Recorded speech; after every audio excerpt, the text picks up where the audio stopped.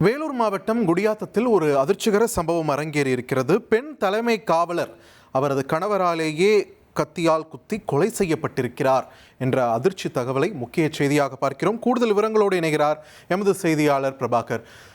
வணக்கம். இந்த கொலை சம்பவத்துடைய முழு பின்னணி என்ன? விசாரணையில் தற்போது வரைக்கும் கிடைச்சிருக்கக்கூடிய தகவல்கள் என்னென்ன? விரிவாக பதிவு பண்ணுங்க.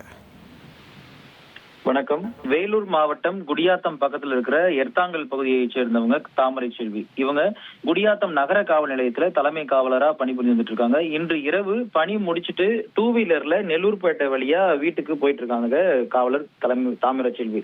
ஏரிக்கரை வழியா அவங்க சென்றது போது பாத்தீங்கன்னா அவங்களுடைய கணவர் அரவிந்த் தாமரை செல்வியை 2 வீலர்ல மறிச்சு சரமாரியா கத்தியால தாக்கியிருக்காரு.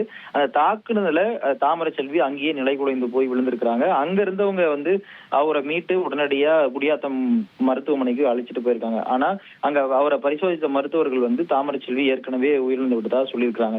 ஆனா இந்த சம்பவத்துல ஒரு கணவரே குத்தி இருந்துதான் நம்மளோட முதற்கட்ட விசாரணையில போலீஸ்க்கும் தெரிஞ்சு வந்திருக்கு. ஆனா அந்த கணவரும் பாத்தீங்கன்னா அந்த கத்தியால அவரும் குத்திக்கிட்டு அரசு மருத்துவமனையில அனுமதியா இருக்கிறாரு. இந்த சம்பவத்துல இப்போ வரைக்கும் என்ன காரணம் அப்படிங்கிறது தெரிய வரல. ஏன்னா மருத்துவமனையில அவரே குத்திக்கிட்டு அனுமதியா இருக்கிற தாமரை செல்வியோட கணவர் ஆர்வின் எந்த விதமான பேச்சும் போலீஸ்க்கு கொடுக்கல அப்படிங்கிறது தான் காவல்துறை தரப்புல சொல்லப்பட்டிருக்கு. இருந்தாலும் பணி முடிச்சுட்டு ஒரு பெண் தலைமை காவலர் அவருடைய காவல் நிலையத்திலிருந்து வீட்டுக்கு போகும்போது வழிமறிச்சு அவருடைய கணவரே குத்தி இருக்கிற சம்பவம் பெரும் பரபரப்பை ஏற்படுத்தியிருக்கு. இந்த சம்பவம் தொடர்பா வேலூர் மாவட்ட காவல்துறையும் தீவிர விசாரணை நடத்தி வந்துட்டு இருக்காங்க.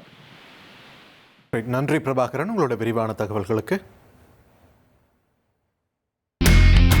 இனி செல்லும் இடமெல்லாம் செய்தி.